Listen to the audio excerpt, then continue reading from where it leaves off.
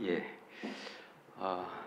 저는 광주교회에서 교제하고 있는 노민하 형제입니다.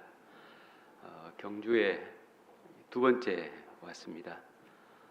다른 지역에 제가 명칭이 정확히 생각이 안 나는데요. 그곳에 계실 때 제가 왔었고, 이렇게 이사 와서 건축한 장소에는 처음 왔습니다. 반갑습니다. 날씨도 더운데 아침 일찍 분주하게 서둘러서 오시느라고 수고 많으셨습니다. 방송실 혹시 죄송한데 이 모니터 스피커가 아예 안 나오는 것 같은데 한번 확인해 보시면 좋겠습니다. 예, 잠깐 기도하겠습니다.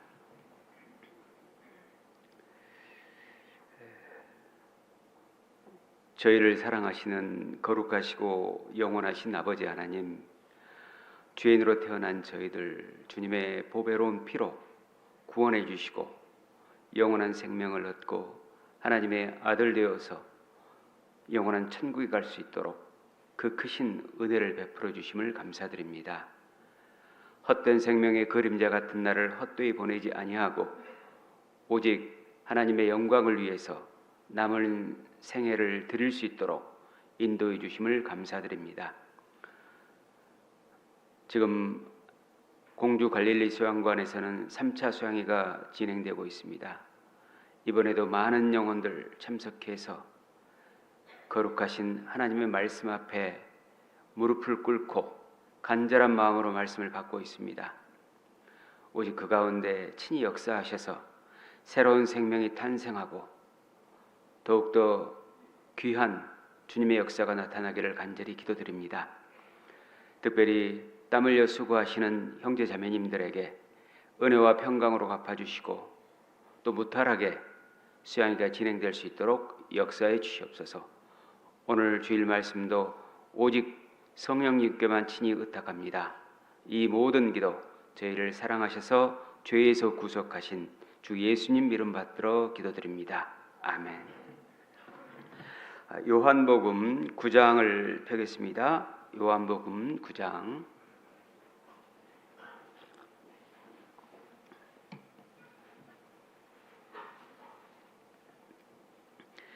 요한복음 9장 1절부터 4절까지 말씀입니다. 요한복음 9장 1절부터 4절입니다. 함께 읽겠습니다. 예수께서 길 가실 때에 날 때부터 소경된 사람을 보신지라. 제자들이 물어 가로되 랍비여, 이 사람이 소경으로 난 것이 네 죄로 인함이 오니이까? 자기 오니이까 그 부모 오니이까? 예수께서 대답하시되 이 사람이나 그 부모가 죄를 범한 것이 아니라 그에게서 하나님의 하시는 일을 나타내고자 하심이니라. 때가 아직 낮음에 나를 보내신 이의 일을 우리가 하여야 하리라.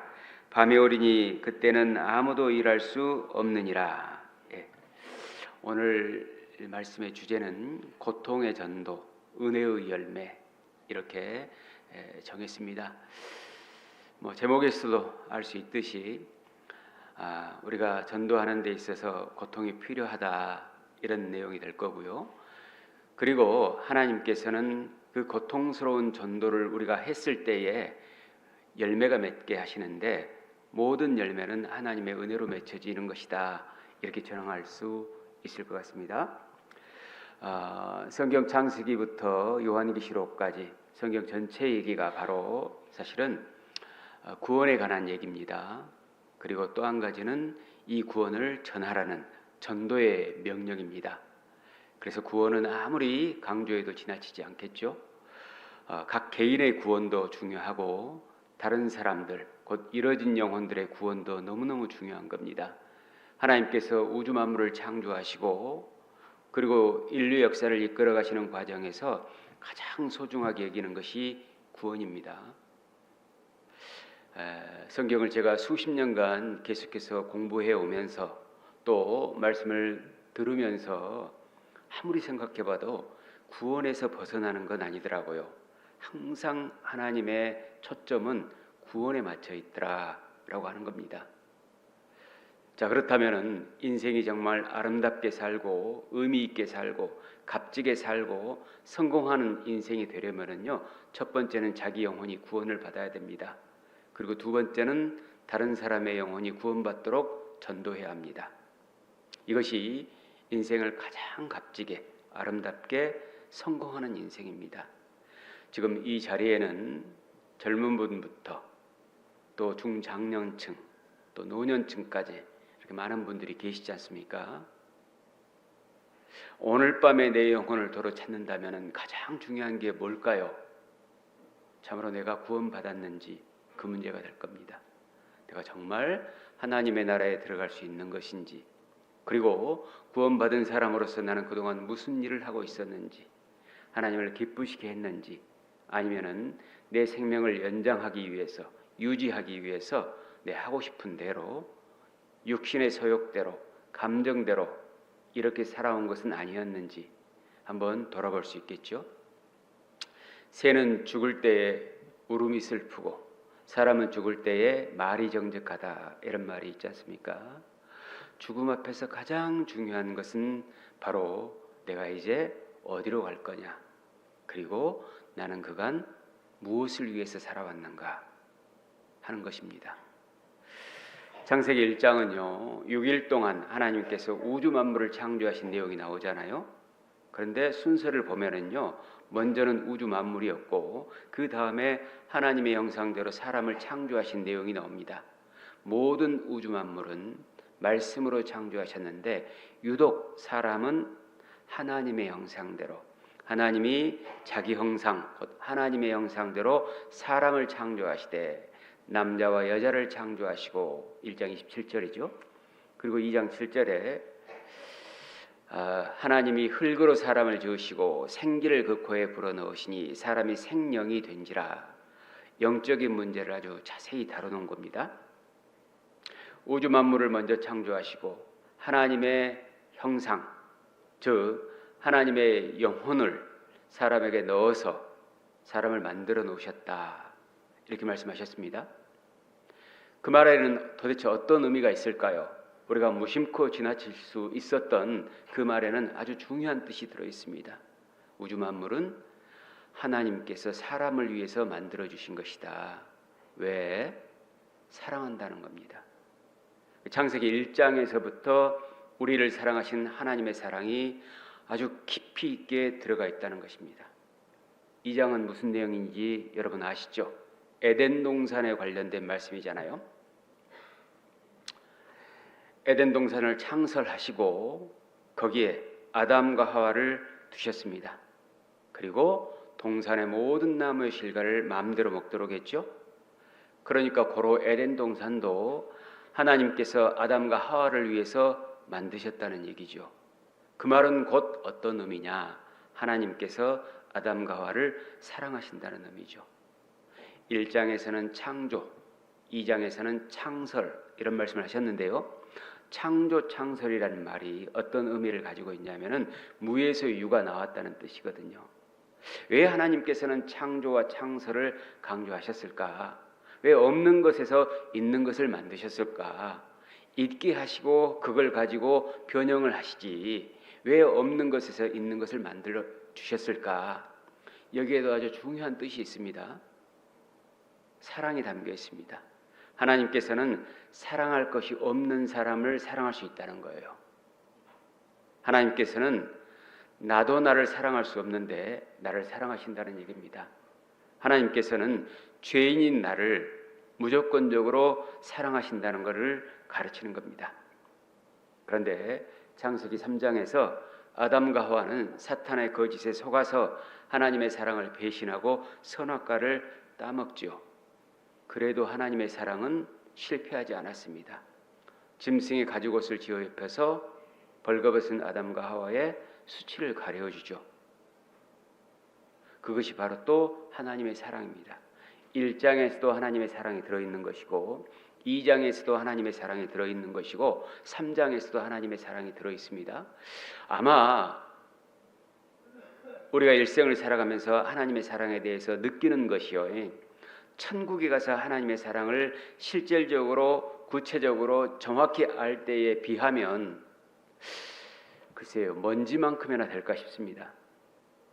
우리는 자주 하나님에 대해서 실망할 때가 있겠죠. 원망과 불평을 할 때가 있겠죠. 그러나 오해하는 겁니다. 하나님을 잘 모르기 때문에 그렇습니다. 그래서 요한일서 4장 16절에 보면은 우리가 하나님의 사랑을 알고 믿었노니 하나님은 사랑이시라. 여러분, 하나님의 사랑을 조금이라도 변형하면 다 오해하는 겁니다. 내가 육신적으로, 세상적으로, 인간적으로 여러 면에서 불편하면 좀 괴롭고 힘드니까 하나님께서 이것만 주시면 내가 더 잘할 수 있을 건데 하나님은 왜 나한테 이런 걸 안 주실까? 나는 기도해도 잘 안 들어주시네. A 형제, B 자매는 정말 하나님께서 축복을 내려주신 것 같은데 나는 잘 안 그러네. 이런 생각을 하시면서 하나님의 사랑에 대해서 원망하는 것은 실제 그래서가 아닙니다. 오해하는 겁니다. 너희가 성경도 하나님의 능력도 알지 못하는 거로 오해하였도다. 여러분, 지금 이 순간 마음을 고쳐 잡숴야 됩니다. 하나님은 나에게 한 번도 실망시킨 적이 없으시다. 앞으로도 그럴 것이다. 하나님께서는 나를 사랑하지 않으신 적이 한 번도 없다. 나를 미워하신 적이 단 한 번도 없다. 나를 앞으로도 영원토록 자기보다 더 나를 사랑해 주실 것이다. 이 믿음을 가지고 신앙생활을 해야 합니다. 아담과 하와는 하나님을 잘 몰랐습니다. 그렇기 때문에 사탄의 거짓에 속아서 선악과를 따먹고 하나님으로부터 도망친 거죠. 그런데요, 이러한 일이 지금도 벌어지고 있다는 거 아십니까? 모든 사람은 아직까지 사단의 거짓에 속아서 하나님의 사랑을 배신하고 죄를 짓습니다. 그리고 늘 하나님을 피해서 도망다니고 있죠. 하나님을 믿으라고 하고 말씀을 듣자고 하면은 바쁘다는 핑계를 댑니다. 그리고 때로는 나도 다 안다. 이런 얘기를 합니다. 다 오해하는 것이고 거짓에 속는 겁니다. 요한복음 8장 44절에 보면은 마귀는 거짓말장이요 거짓의 아비가 됐다고 했죠. 마귀는 늘 거짓밖에 말하지 않습니다. 거짓말만 합니다. 요한일서 3장 8절에 보면은 죄를 짓는 자마다 마귀에게 속하나니 그랬습니다. 여러분, 우리가 죄를 지을 때 우리의 욕심을 달성하는 것이라고 착각하는 거죠. 사실은 그렇지 않습니다. 마귀에게 속는 겁니다. 그리고 마귀에게 속하는 겁니다. 호세아서 9장 1절에 보면은 죄 짓는 이스라엘 백성들을 향해서 하나님을 떠났다고 합니다. 사실 하나님은 늘 우리와 함께 하십니다. 그런데 우리가 죄를 지을 때마다 그 자리를 떠나고 있다는 거예요. 정리해 보겠습니다. 우리가 죄를 짓는 것은 우리의 목적을 달성해 주는 것이 아니고 사탄의 목적을 달성해 주는 것이다. 자, 두 번째, 내가 죄를 지을 때마다 나는 마귀에게 속해 있구나. 그리고 세 번째, 바로 죄를 지을 때마다 하나님께서 내게 멀어질 수밖에 없는 거구나. 그러면 인생은 죄를 짓는 그 순간은 쾌감을 느낄지 모르지만은 장기적으로는 외로워질 수밖에 없는 겁니다. 괴로울 수밖에 없는 거예요. 사람이 죄를 짓는 것은 그냥 단순한 문제가 아니고 마귀의 속임수에 놀아나고 있다는 것을 알아야 합니다. 우리는 늘 그때마다 하나님과 멀어지고 있고 하나님의 섭리를 그리고 하나님의 역사를 나를 통해서 이룰 수 없다는 것을 알아야 합니다. 그러면 그때 어떻게 할 것이냐? 하나님 앞에 납작 엎드려야 됩니다.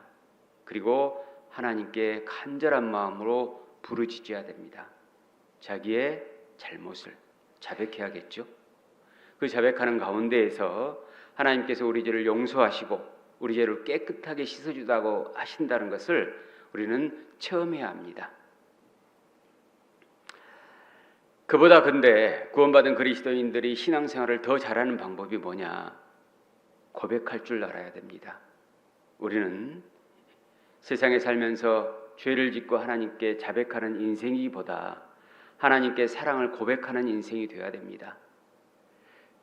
그렇기 위해서는 우리는 성경을 많이 배워야 합니다. 창세기 3장에 보면은 아담과 하와의 범죄로 인해서 하나님께서 하와에게 잉태하는 고통과 해산의 수고를 주셨습니다. 반드시 죄는 인간을 고통스럽게 만듭니다. 아담에게는 땀을 흘려야 일을 해서 수고를 통해 뭔가를 얻을 수 있도록 섭리를 주셨습니다. 고통과 수고는 그러니까 죄로 말미암는 인간의 숙명인 거죠. 피할 수 없습니다. 여러분, 태어나서 지금까지 나는 고통을 한 번도 겪은 일이 없다, 수고한 일이 한 번도 그런 일이 없다, 그럼 성경이 틀린 겁니다. 어떠한 위치에서 있든지 간에, 어떠한 상황에서 있든지 간에, 어떠한 집안에서 태어났든지 간에, 어떻게 살았든지 간에, 어떻게 최선을 다했든지 간에 반드시 고통과 수고는 어쩔 수 없다는 겁니다. 사람들은 그래서 고통에서 도망치려고 합니다. 수고를 하지 않고 편하게 지내려고 합니다. 이것은 하나님의 섭리를 거스르는 겁니다. 그러니까 인간이 의미 있고 값지게 살려면요, 그 고통을 잘 감내하고 수고로 이 일을 해야 합니다. 그래야만이 보람과 행복을 느낄 수 있도록 되어 있습니다. 물론 어떤 목적을 가지고 고통과 수고를 감내하느냐, 이건 차이가 있겠죠. 그에 따른 열매도 다른 겁니다. 우리는 고통과 수고는 어쩔 수 없는 일이고, 그 고통과 수고를 육신을 위해서 하는 것이 아니고 하나님의 영광을 위해서, 영적인 일을 위해서, 영원한 것을 위해서, 이뤄진 영혼을 위해서 해야 합니다. 고통과 수고는 법칙입니다. 어쩔 수 없습니다. 나는 편하게 신앙생활을 잘해보겠다, 나는 근심 걱정 없이 살아보겠다, 그런 사람은 한 분도 안 계십니다. 그래서 갈라디아서 6장 8절에 보면은 자기의 육체를 위하여 심는 자는 육체로부터 썩어질 것을 거두고 성령을 위하여 심는 자는 성령으로부터 영생을 거둔다고 그랬습니다. 육체를 위해서도 고통과 수고를 감내해야 되고, 그러면 육체적인 것을 얻는다는 것이죠. 세상 사람들은 그렇게 살아가고 있죠. 그런데 우리 그리스도인들은 성령을 위해서 심어야 한다는 겁니다. 성령을 위해서 고통과 수고를 감내해야 된다. 그랬을 때에 영원한 생명을 거둘 수 있다. 영원한 열매를 얻을 수 있다는 겁니다. 사람은 어떤 목적을 가졌느냐에 따라서 그 수단과 가치가 달라지잖아요. 여러분, 무엇을 위해서 지금까지 고통을 참아내셨습니까? 무엇을 위해서 지금까지 수고하고 사셨습니까? 구원받기 전에는 오직 내 육신의 영달을 위해서, 세상 욕심을 위해서 그래왔죠.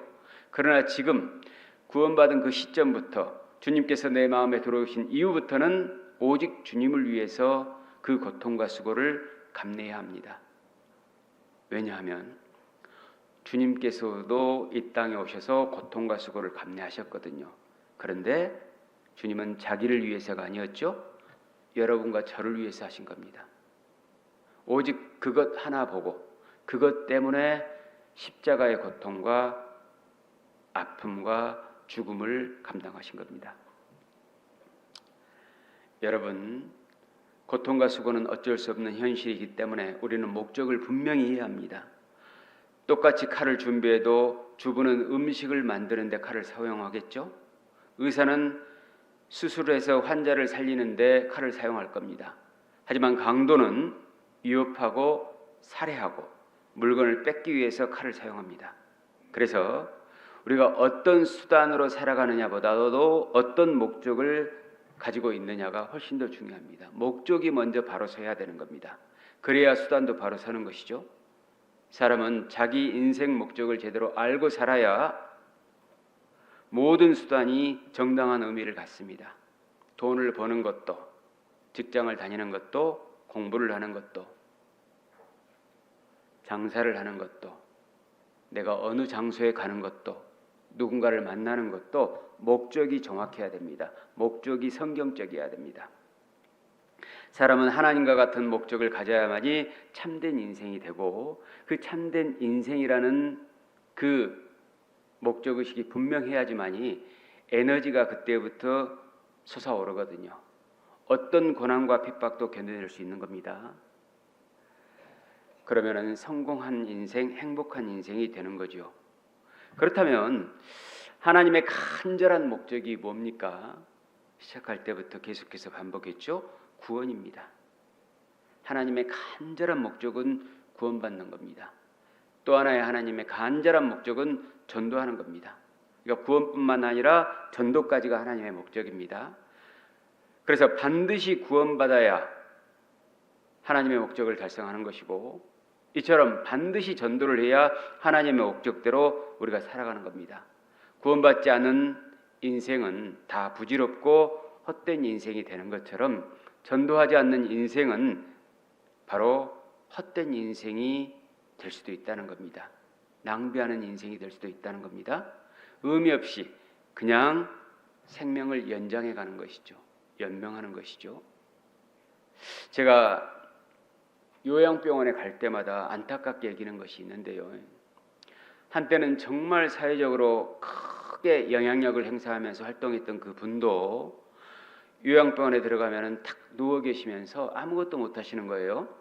그리고 도우미들에 의해서 이쪽으로 저쪽으로 움직이게 되고 기저귀를 갈아주고 대소변을 받아내고 먹여주고 어린아이 다루듯 하고, 참 내가 저 입장이라면 얼마나 서글플까라는 생각을 해봅니다. 여러분, 연명하는 것이 진짜 인생은 아니잖아요. 오늘 100세 시대 100세 시대 하는데 80세부터 100세까지 요양병원에 있는 게 정말 사는 것일까요? 자기의 의지와 노력을 가지고 의미 있고 값진 일을 할 수 있어야만이 인생이 아름다운 것 아니겠습니까? 요양병원에 누워 계신 그 노인분과 무덤 속에 누워있는 분과 도대체 얼마나 뭐가 다르겠습니까?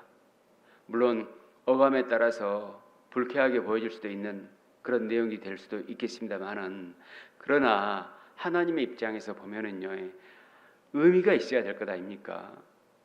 하나님 앞에서 나는 무엇을 하고 있는 것인가? 나는 정말 구원을 받은 게 맞나? 너희가 믿음에 있는가? 너희 자신을 시험하고 너희 자신을 확증하라. 하나님은 간절한 마음으로 모든 사람이 구원받기 원하시기 때문에 어떻게 해서든지 자기 구원에 대해서 확증하라고 하신 것이죠. 그리고 정말 너희가 구원을 받았으면은 이뤄진 영혼들에게 복음을 전해야 된다. 이것은 선택의 문제가 아니고 명령이라고 하지 않습니까? 마태복음 28장에 보면은 너희는 가서 모든 족속으로 제자를 삼아 아버지와 아들과 성령의 이름으로 세례를 주고 내가 너에게 가르쳐 분부한 모든 것을 지키게 하라.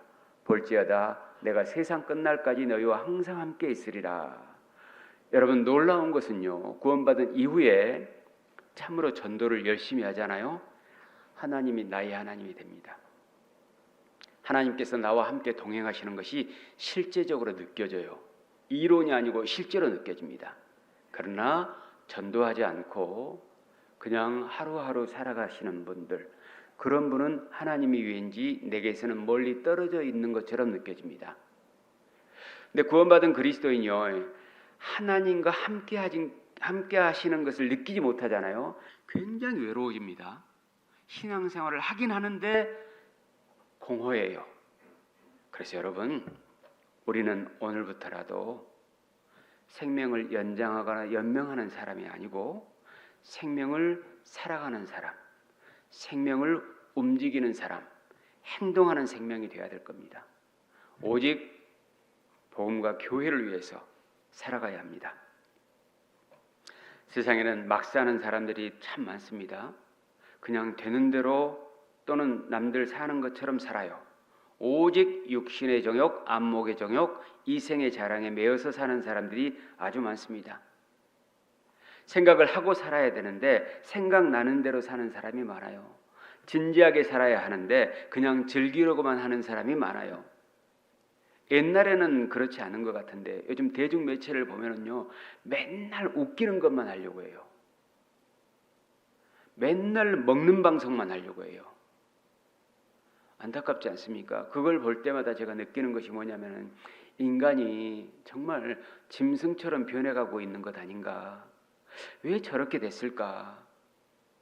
그런데 우리가 생각 없이 지내다 보면은요, 그것을 아무 거리낌 없이 받아들이고 있다는 겁니다.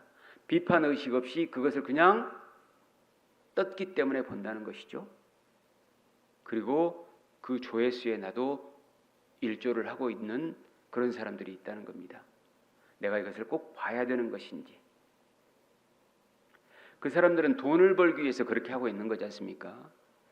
그런데 나는 그런 생각, 의식과 목적이 없이 그냥 떴으니까 보는 경우도 있다 이 말이죠.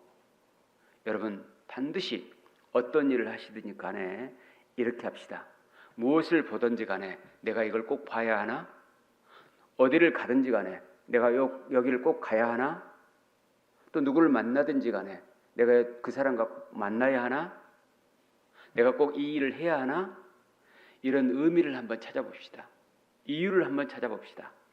하나님께서 정말 원하시는지, 하나님의 목적인지, 하나님께 영광이 되는 문제인지, 이런 문제에 대해서 조금 먼저 생각하고 그 다음을 선택할 수 있도록 이렇게 했으면 좋겠습니다. 사람들은 세상이 전부인 줄 알잖아요. 죽음 이유를 생각해야 하는데 눈앞의 현실만을 쫓아 삽니다.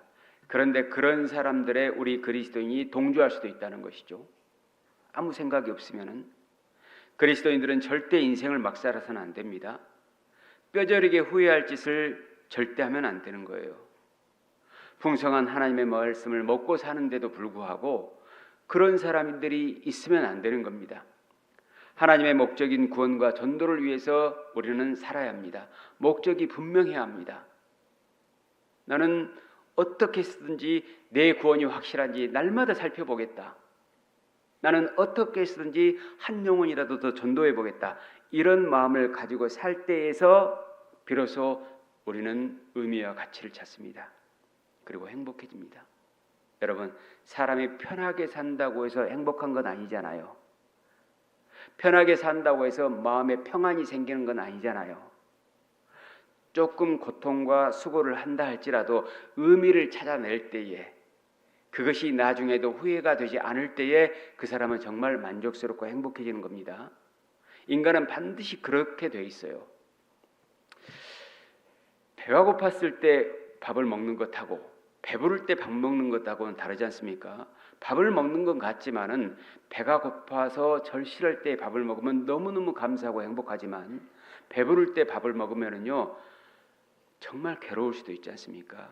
그래서 어떠한 준비 자세가 돼 있느냐에 따라서 어떠한 행동을 했을 때 그것이 의미와 가치를 찾을 수 있다는 것입니다.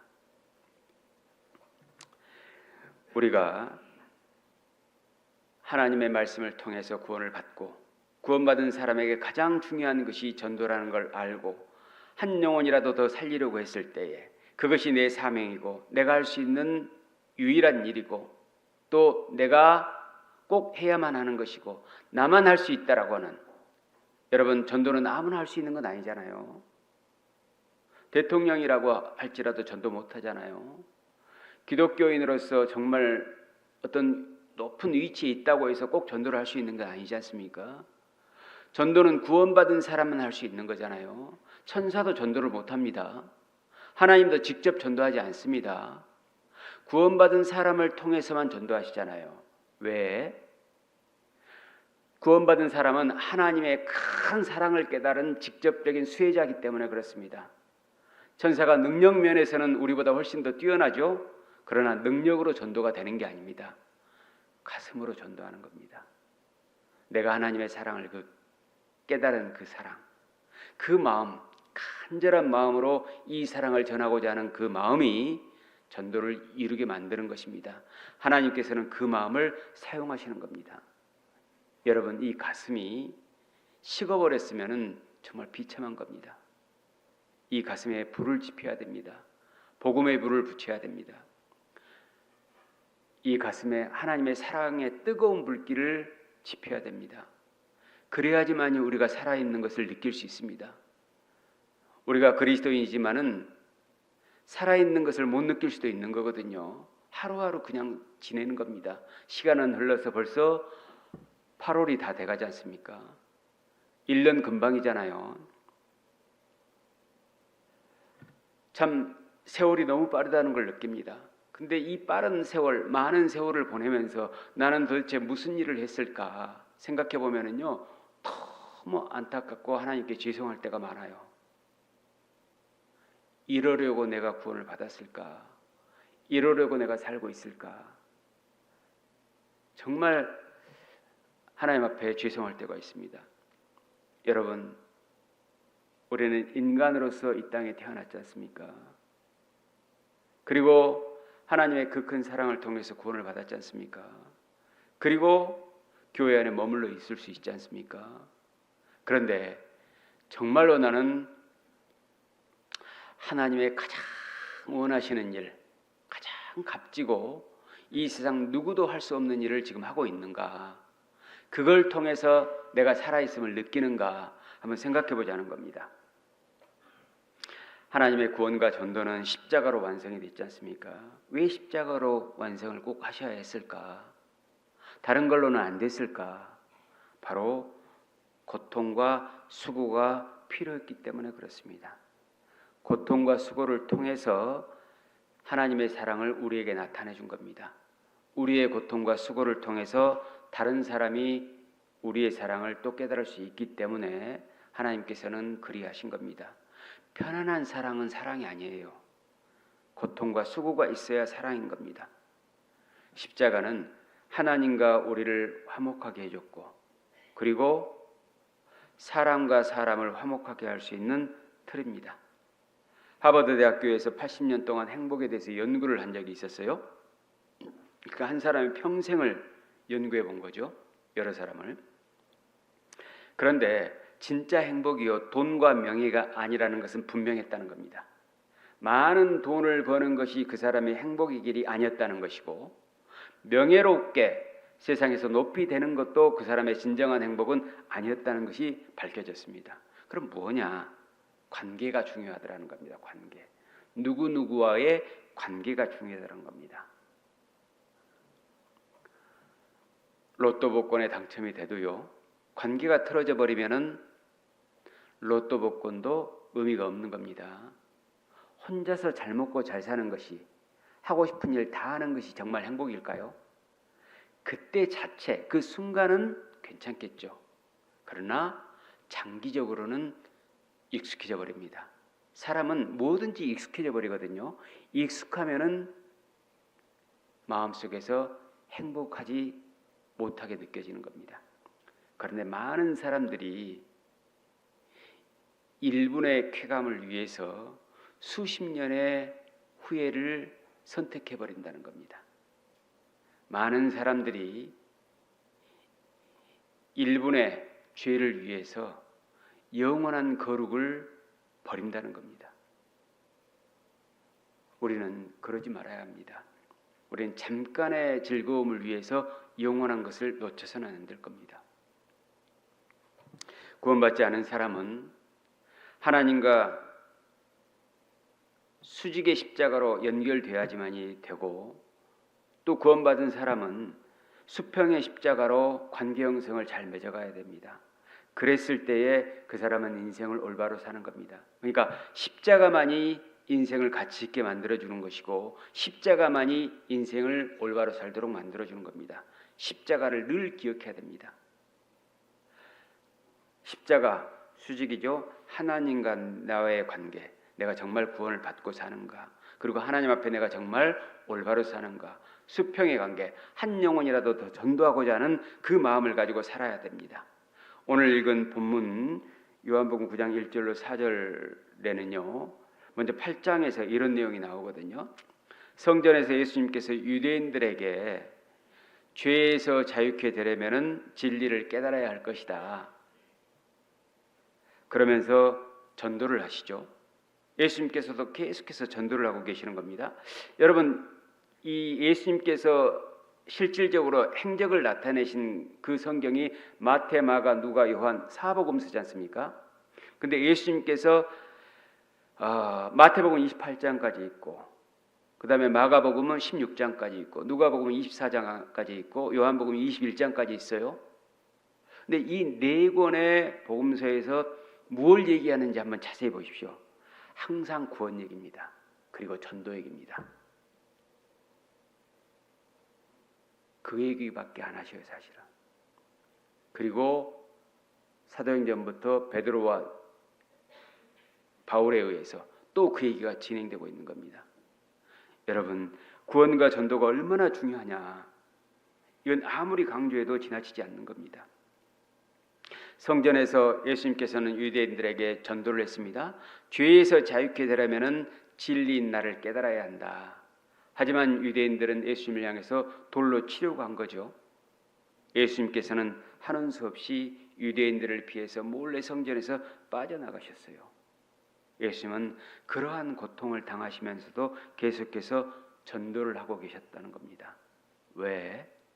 은혜의 열매를 얻도록 하기 위해서. 오늘 제목이 뭐였죠? 고통의 전도, 은혜의 열매였습니다. 예수님께서는 고통 속에서 전도하신 거예요. 왜? 그래야지만이 은혜의 열매가 맺기 때문에 그렇습니다. 여러분, 전도하시는 거 힘드시죠? 은혜의 열매 때문에 그렇습니다. 전도하시는데 거절당하시죠? 희생해야 되죠? 헌신해야 되죠? 참아내야 되죠? 당연한 겁니다. 왜? 은혜의 열매 때문에 그렇습니다. 성전에서 예수님을 돌려치려고 했던 사람들이요, 예수님을 믿지 않는 사람들이 아니었거든요. 예수님을 믿는다고 하는 사람이 그랬습니다. 왜 이들은 예수님을 돌려치려고 했느냐? 예수님이 구원받아야 한다고 하니까 그렇게 친 겁니다. 오늘날도 마찬가지지 않습니까? 다른 교회의 사람들에게 처음에 우리를 만나면 어떻게 생각합니까? 그 사람이 정말 구원받았는지부터 확인해 보려고 하지 않습니까? 교회 다닌다고 해서 무조건 인정해 주는 그런 경우는 없지 않습니까? 그런데 대다수의 교회들이 교회 다니면은 일단 인정해 주지 않습니까? 그것이 마치 선이고 그것이 마치 정의인 양 가르칩니다. 그리고 우리가 교회를 다니든 안 다니든 그거보다 중요한 것은 구원받아야 된다고 이렇게 얘기를 하면은 이단이라고 해버리지 않습니까? 그게 왜 이단입니까? 성경 어디에 그런 얘기가 나와 있습니까? 마태복음 7장에 보면은 나더러 주여 주여 하는 자마다 다 천국에 들어갈 것이 아니요 다만 하늘에 계신 내 아버지의 뜻대로 행하는 자라야 들어가리라. 예수님께서 그 말씀을 하셨잖아요. 교회 다닌다고 해서 다 구원받은 거 아니다. 하나님의 뜻대로 해야 구원을 받는다 라고 하면서 요한복음 6장 40절에 아버지의 뜻은 이것이니 아들을 보고 믿는 자마다 영생을 얻는 이것이니라. 그러니까 예수님을 통해서 구원받고 영생을 얻는 것이 구원인데 진짜 그런 적이 있냐 그 말입니다. 이건 사도 바울도 그 말을 하죠. 너희가 믿음에 있는가? 너희 자신을 시험하고 너희 자신을 확증하라. 예수 그리스도께서 너희 안에 계신 줄을 너희가 스스로 알지 못하느냐? 그렇지 않으면 너희가 버리운 자다.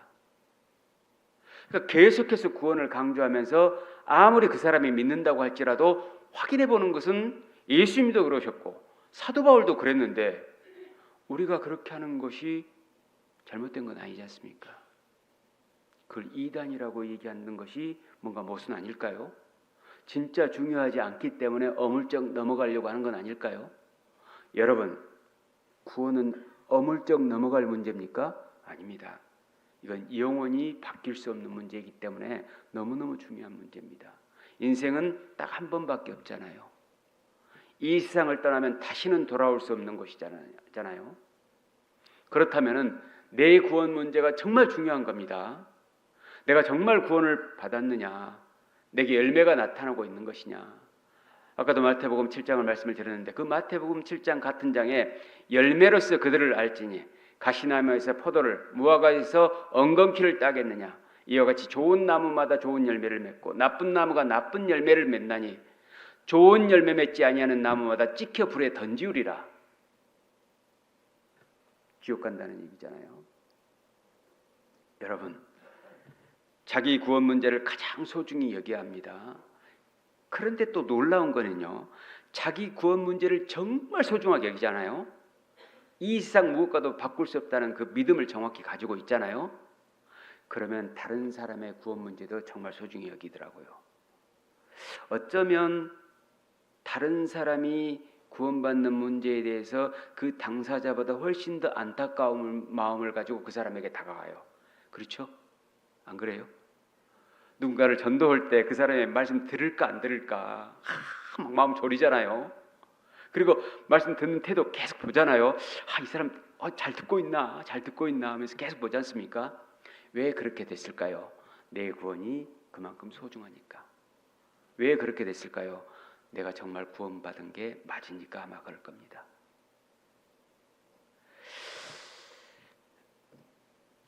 예수님께서는요, 고통 중에서 전도하시면서 은혜의 열매를 구하고 계셨던 겁니다.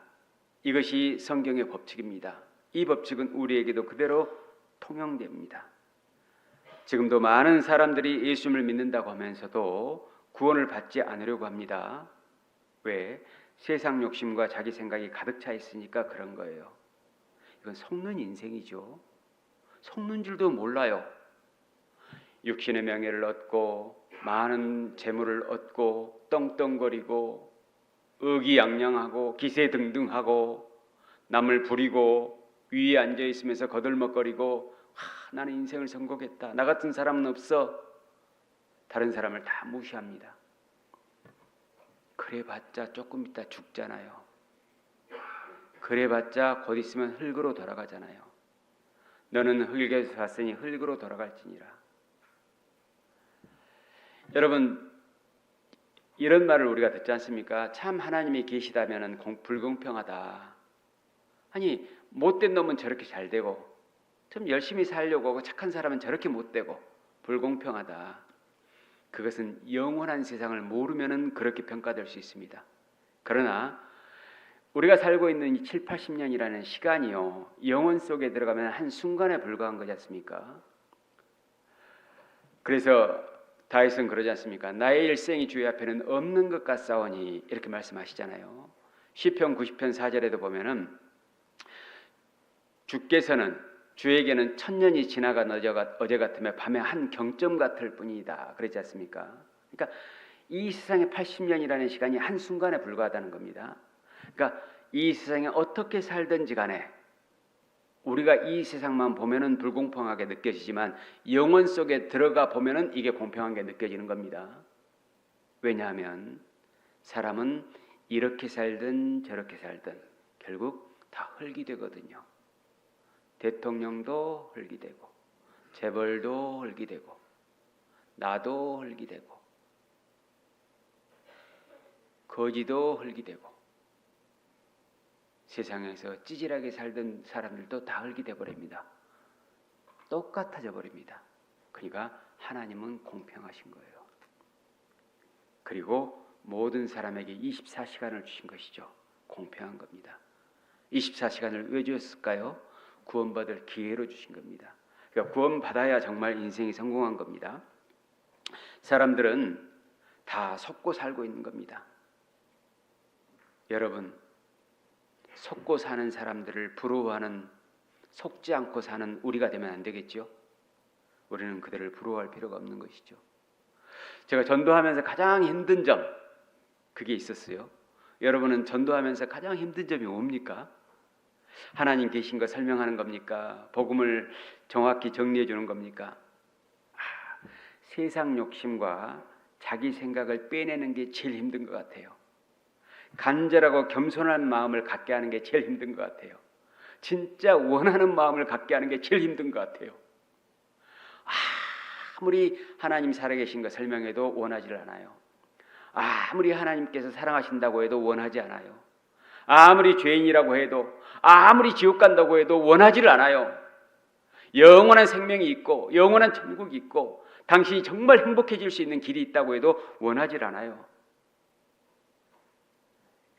이 간절하고 겸손한 마음만 있으면 나머지는 일사천리인데, 정말 우리가 간절하고 겸손한 사람 한 사람을 만나잖아요.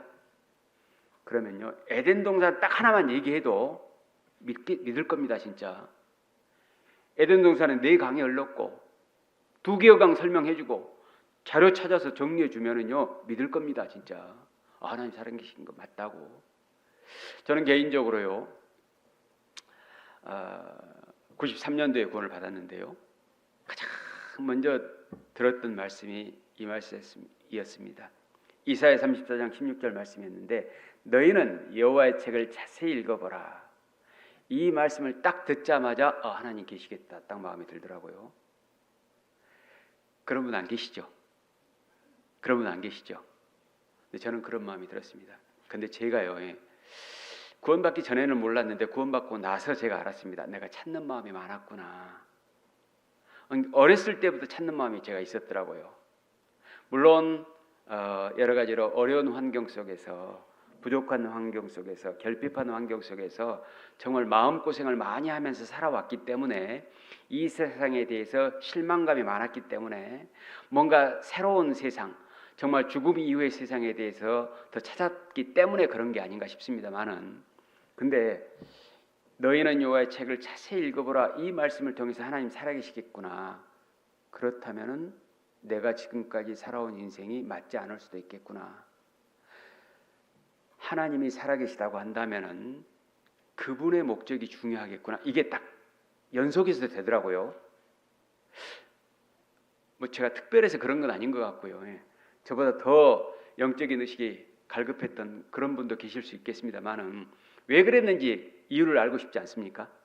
세상에 자세히 읽어보라. 이 말이 그렇게 하나님 살아계신 것과 무슨 관계가 있냐? 궁금하지 않습니까? 표정을 보아하니 별로 뭐 가르쳐 주려면 가르쳐 주고 말라면 말라는 식으로 그렇게 하시는 것 같은데요. 왜 그랬는지 제가 말씀을 드리겠습니다. 자세히라는 말이 제게는 굉장히 깊이 다가왔습니다. 그러니까 성경책을 딱 주면서 자세히 읽어보라. 그 말은 허점이 없다는 얘기가 되겠더라고요. 그리고 허점이 없다면은 성경의 사실이겠구나. 사실이라면은 하나님이 계시겠구나. 이렇게 연결이 저는 됐습니다. 되게 우리가 뭔가를 확인해 보라고 할 때 어설프면은 대충 보고 사인해. 그러지 않습니까?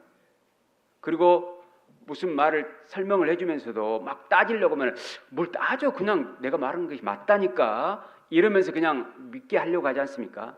그런데 하나님께서는 자세히 읽어보라.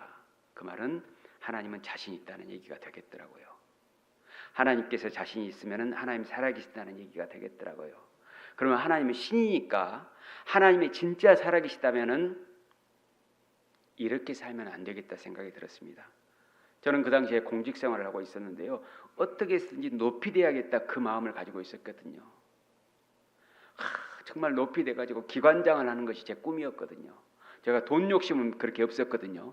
근데 높이 되는 욕심이 많았거든요. 그렇구나.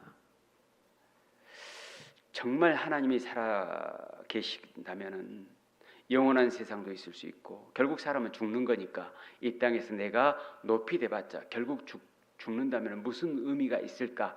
이게 그냥 글쎄요, 한 1분도 안 됐는데 그냥 촥 연결이 저는 됐습니다. 그래서 간절하고 겸손한 마음을 갖고 첫날 말씀을 듣고 저는 그날 하나님 계신 거 믿었거든요. 그 다음날 말씀을 듣는데요, 뭘 하게도 다 믿어지더라니까요. 이상하게 뭐라고 해도 신기하더라고요. 그래서 전도를 하면서 정말 참 어려운 게 간절한 마음을 갖도록 하는 거구나, 겸손한 마음을 갖도록 하는 거구나, 이게 정말 어렵구나. 원하기만 하면 될 텐데 원하는 마음이 없구나. 여러분 근데 한번 생각해 보시죠. 하나님은 모든 사람이 구원을 받으며 진리를 아는 데 이르기를 원하신다고 하셨으니까 모든 사람 구원하면 될 텐데 왜 간절과 겸손을 그토록 원하실까요? 사랑 때문에 그렇습니다. 사랑은 똑같이 간절해져야 되거든요. 사랑은 겸손해져야 되거든요. 그래야 사랑이 이루어지고 사랑이 유지됩니다. 그래서 성경은 하나님의 사랑의 책, 러브레터라고 하지 않습니까? 하나님은 사랑이라고 하지 않습니까? 이게 원리가 다 맞아떨어지더라고요. 내가 간절하지 않아 저 사람에 대해서 사랑 되겠습니까? 안 됩니다. 내가 그 사람에게 겸손하지 않아 거들먹거려 위에 군림하려고 해. 그럼 사랑 깨집니다. 남편이 있는데 아내에게 월급은 갖다 주는데 항상 종부리듯 해. 그럼 행복합니까? 그런 분이 안 계셔서 반응을 하지 않는데요. 정말 사랑은 간절하고 겸손한 게 맞는 겁니다. 그러니까 성경의 원리가 어쨌든 간에 간절고 겸손인데 교만은 패망의 선봉이고 간절히 찾는 자가 나를 만난다고 했고, 그러니까 성경의 원리가 결국 무엇과 연결이 되냐면 사랑과 연결이 돼 있고, 그 사랑은 십자가와 연결이 돼 있고, 십자가는 우리의 구원과 연결이 돼 있고, 그 구원을 전하는 것이 전도니까 어찌됐든 간에 창세기부터 요한계시록까지 계속해서 하나님께서 우리에게 강조하시는 것은 구원과 전도인 겁니다. 그런데 그 구원과 전도에는 반드시 뭐가 들어가야 되느냐? 고통이 들어갈 수밖에 없다는 겁니다. 아픔이. 그래서 오늘 고통의 전도, 은혜의 열매를 말씀드린 겁니다. 오늘 본문 9장 1절입니다. 9장 1절. 예수께서 길 가실 때에 날 때부터 이제 성전에서 나와서 이제 길을 걸어가고 계셨습니다. 성전에서 어떤 일이 있었던 것은 말씀을 드렸죠. 날 때부터 소경된 사람을 보신지라. 여기 날 때부터 소경된 사람은 세상에 태어나서 한 번도 눈으로 본 적이 없는 거죠. 특히 지금 문제는 뭡니까? 예수님이 눈앞에 계셔요. 그런데도 못 보고 있는 겁니다. 여러분, 사람이 보지 못하는 안타까움 중에서 제일 큰 안타까움이, 저는 예수님을 못 보는 눈이 안타깝다고 저는 생각합니다. 아무리 예수님을 보여줘도 못 보는 눈, 안타까운 눈이라고 생각하는데, 지금 여기서 예수님을 눈앞에 두고도 못 보는 이 소경이 있었습니다. 날 때부터 죄인이었던 이 사람의 모습은 우리의 죄인의 모습으로 태어난 우리의 모습을 예표한다고 할 수 있을 겁니다. 우리는 세상의 사물은 봅니다. 하지만 영적인 것은 볼 수가 없어요. 예수님께서는 그 많은 사람들 중에서 특별히 소경을 보셨죠. 지금도 마찬가지입니다. 우리가 소경이라고 여기면은 예수님을 우리를 봐주십니다. 우리가 본다고 하면은 예수님을 우리를 봐주지 않습니다. 그러니까 소경에게 관심을 보이신 이유가 뭐냐? 소경된 죄인을 구원하시기 위해 오셨다는 것을 가르치는 겁니다. 그러니까 예수님의 관심의 대상이 누구냐? 죄인인 거죠. 그러니까 건강한 자에게는 의원이 쓸데없고 병든 자에게라야 쓸데있느니라. 내가 의인을 부르러 온 것이 아니오 죄인을 부르러 왔노라, 이런 말씀하시지 않습니까? 그러니까 예수님께서 부르시는 대상이 되기 위해서는 내가 죄인이어야 되고, 내가 예수님을 보기 위해서는 내가 소경이어야 되는 겁니다. 그러나 내가 소경이 아니다, 나는 죄인이 아니다, 그러면 신기하게도 예수님이 안 보이고 예수님이 나를 부르지 않더라며, 이 말이죠. 2절입니다. 제자들이 물어 가로되 랍비여, 이 사람이 소경으로 난 것이 네 죄로 인함이 오니이까 자기 오니이까 그 부모 오니이까? 예수께서 대답하시되 이 사람이나 그 부모가 죄를 범한 것이 아니라 그에게서 하나님의 하시는 일을 나타내고자 하심이니라. 날 때부터 소경된 사람은 죄 때문에 육신의 소경이 된 게 아니고 하나님께서 죄인을 구원하신다는 것을 깨닫게 하기 위해서 이렇게 하신 것이다. 모든 소경들의 모습을 보고 우리는 그 사람 뭔가 잘못이 있다, 이렇게 볼 것이 아니고요. 저 사람의 소경의 모습이 우리 죄인의 모습이었구나, 이걸 배워야겠죠. 저 사람의 벙어리의 모습이 우리 죄인의 모습이었구나, 이걸 배워야 되는 겁니다. 그러니까 사람에게 육신의 문제가 있는 것은 죄로 인한 저주의 목적이 아니고 육신적인 문제를 통해서 영적인 문제를 깨닫도록 하시기 위한 하나님의 섭리인 거죠. 그런데 대부분의 사람들이 육신의 문제 해결에만 중점을 두고 살아요. 왜? 영적 소경이니까. 4절입니다. 때가 낮음에 나를 보내신 이의 일을 우리가 해야 하리라. 밤이 오리니 그때는 아무도 일할 수 없느니라. 8장에서 예수님을 돌려치려 하는 유대인들이 있었지만은 예수님께서는 계속해서 지금도 전도하고 계신 겁니다. 고통의 전도, 은혜의 열매를 위해서 그리 하신 것이죠. 예수님께서는 하나님의 일을 하기 위해서 오신 분입니다. 그게 구원과 전도였던 거죠. 또 예수님께서 하나님의 일을 하시기 위해서 우리가 절대적으로 필요했던 겁니다. 우리가 일을 하지 않으면은 예수님도 일할 수 없다는 걸 알아야 됩니다. 여러분이 아무 일 하지 않으면 아무 일도 안 일어납니다. 그리스도인의 존재는 이 땅에서 잘 먹고 잘 살기 위해가 아니잖아요. 내가 왜 밥을 먹습니까? 주님 일 하기 위해서. 내가 왜 직장에 나갑니까? 전도하기 위해서. 내가 왜 학교에서 공부를 합니까? 전도하기 위해서. 내가 왜 운동을 합니까? 전도하기 위해서. 모든 게 전도와 연결되어 있어야 됩니다. 그리고 이 전도의 일을 우리가 영원토록 할 수 있는 것도 아닙니다. 정해진 시간이 있어요. 인류적으로 봤을 때는 예수님이 오실 때까지밖에 못하고, 개인적으로 봤을 때는 내 생명이 끝날 때까지밖에 못하는 겁니다. 끝이 있다는 거죠. 이게 영원한 게 아닙니다. 전도가 끝이 있습니다. 그러니까 끝이 있다는 걸 알아야지만이 시간에 대한 계산이 생기고, 시간에 대한 계산이 돼야지만이 시간의 소중함을 느끼고, 시간의 소중함을 느껴야지만이 이 시간을 소중한 곳에 사용할 수밖에 없는 거거든요. 학교 다닐 때 수업을 하는데 보통 45분, 50분이었지 않습니까? 그런데 끝나는 시간이 없어요. 하루 종일 수업을 하겠다는 거예요. 그럼 처음부터 집중이 잘 됩니까? 처음부터 집중을 못 해버립니다. 그러나 50분 후에 끝난다는 것, 그 계획이 세워져 있잖아요. 그러면 적어도 10분은 집중을 하거든요. 어차피 끝이 있다는 거죠. 여러분, 전도가 어렵습니까? 끝이 있다는 걸 아십시오. 얼마 남지 않았다는 걸 아십시오. 그러면 오늘 하루를 허비하지 않을 수 있습니다. 끝이 있습니다. 그래서 우리는 끝이 있다는 걸 알고 더욱 열심을 내야 됩니다. 예수님께서는 곧 밤이 될 거라는 겁니다. 밤을 왜 주셨을까요? 매일 밤을 우리에게 보여주신 이유는 바로 하나님께서 끝이 있다는 걸 교훈하시기 위하심일 겁니다. 여러분, 우리가 마르고 닳도록 살 것 같아도 결국 잠시 잠깐 후면 이 세상을 떠납니다. 오늘날은 특별히 주님 오실 날이 너무나 가까운 시대잖아요. AI, 인공지능 혁명이 아주 무시무시하게 다가오고 있습니다. 그리고 세계 핵전쟁이 일어날 것처럼 아주 위협적인 일들이 많이 발생하고 있습니다. 이 모든 건 다 7년 환란 중에 끝에 이루어질 일들이잖아요. 그런데 7년 환란 시작도 안 했는데 지금 우리 눈앞에서 펼쳐지고 있다고 하는 것은 곧 끝이 다가오고 있다는 것을 하나님께서 우리에게 교훈하고 계신 거라고 할 수 있을 겁니다.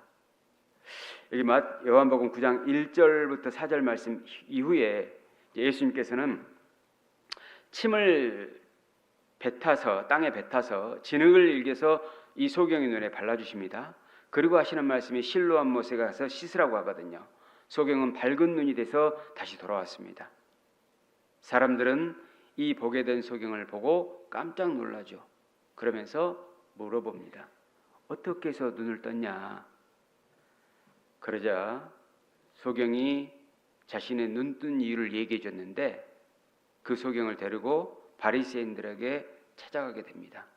바리새인들은 그 소경이 눈 뜬 것을 보고 트집을 잡기 시작하는데요. 그날이 안식일이었는데 안식일을 어겼다고 하는 겁니다. 눈 뜬 것을 더 중요하게 여겨야지 안식일을 범했다는 것에 초점을 맞추면 되겠냐 그 말입니다. 그러니까 진짜 중요한 것에 초점을 맞추지 못하면은 사람은 트집 잡게 되어 있습니다. 사람은 왜곡된 시선을 가질 수밖에 없는 겁니다.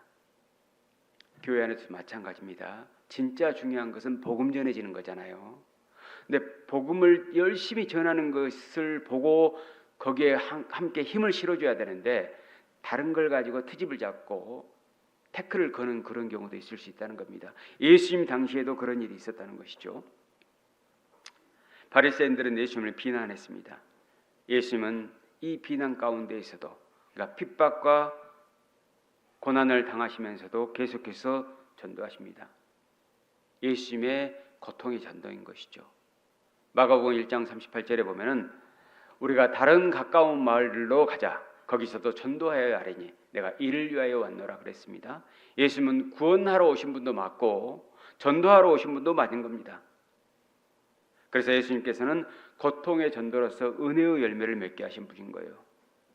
지금도 그렇습니다. 종교 형식에 모여서 구원을 받지 못하는 사람들이 너무 많아요.